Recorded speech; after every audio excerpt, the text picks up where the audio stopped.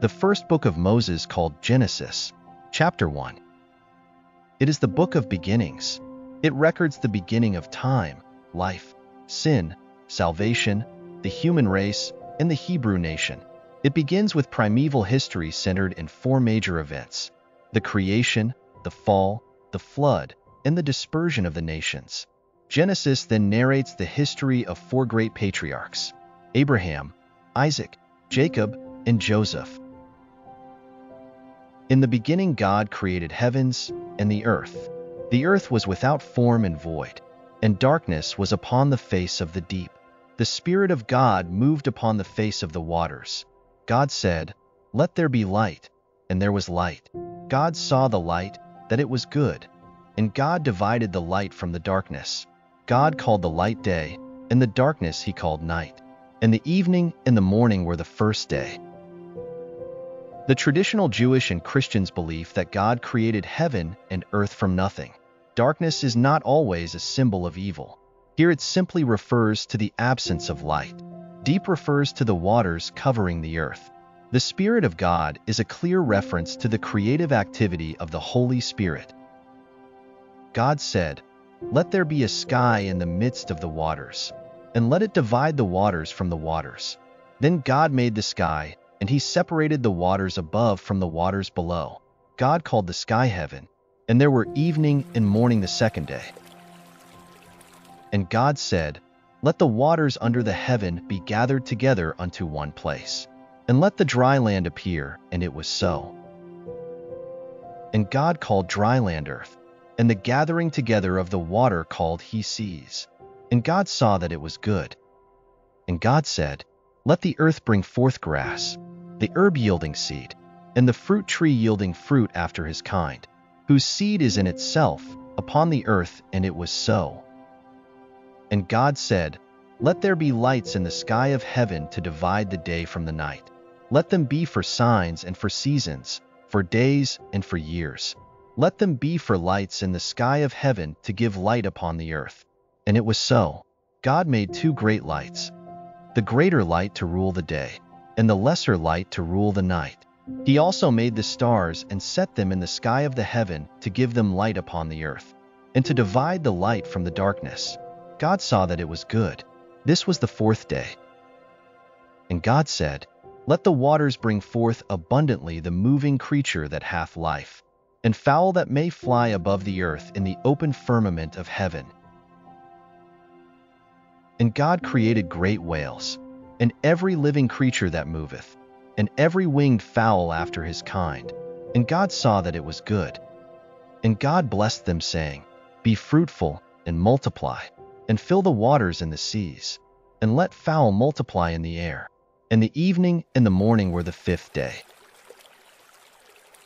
And God said, "Let the earth bring forth the living creature after his kind, cattle, and creeping thing, and beast of the earth after his kind." And it was so. And God saw that it was good. Creation of man in the image of God.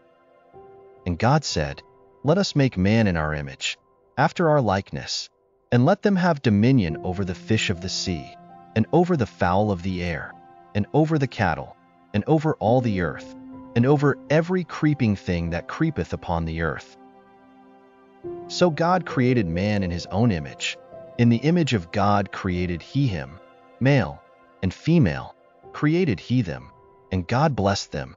And God said unto them, "Be fruitful and multiply, and replenish the earth, and subdue it, and have dominion over the fish of the sea, and over the fowl of the air, and over every living thing that moveth upon the earth." Here we can see that God loved the man, and gave him dominion over all the living creatures. Man is a reflection of God's character in the world, and God appointed man to rule the world. And God said, "Behold, I gave you every herb bearing seed, which is upon the face of all the earth, and every tree, in which is the fruit of a tree yielding seed. To you it shall be for meat." And God saw everything that he had made, and behold, it was very good. And the evening and the morning were the sixth day. The first Sabbath. Thus heavens and the earth were finished, and all the host of them. And on the seventh day God ended his work which he had made. And he rested on the seventh day.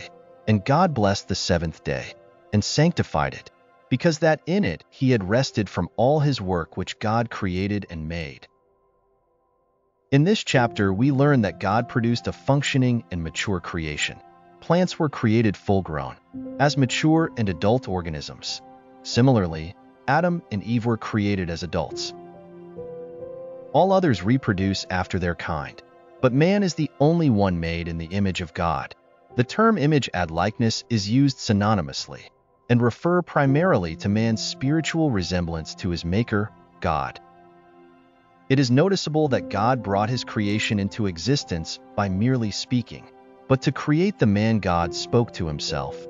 Man's body was shaped from the dust of the ground, but he became a living soul only after God breathed the breath of life into his nostrils. Adam was the first man and the forefather of the entire human race. He lived a total of 930 years. He was created in the state of innocence and in the image of God. He was also created with appearance of age, with a high level of intelligence, and with the ability to communicate with God. In the next video, we will learn what happens when Adam and Eve fell into sin, and how they brought curse of sin on the entire human race. Thanks for watching this video.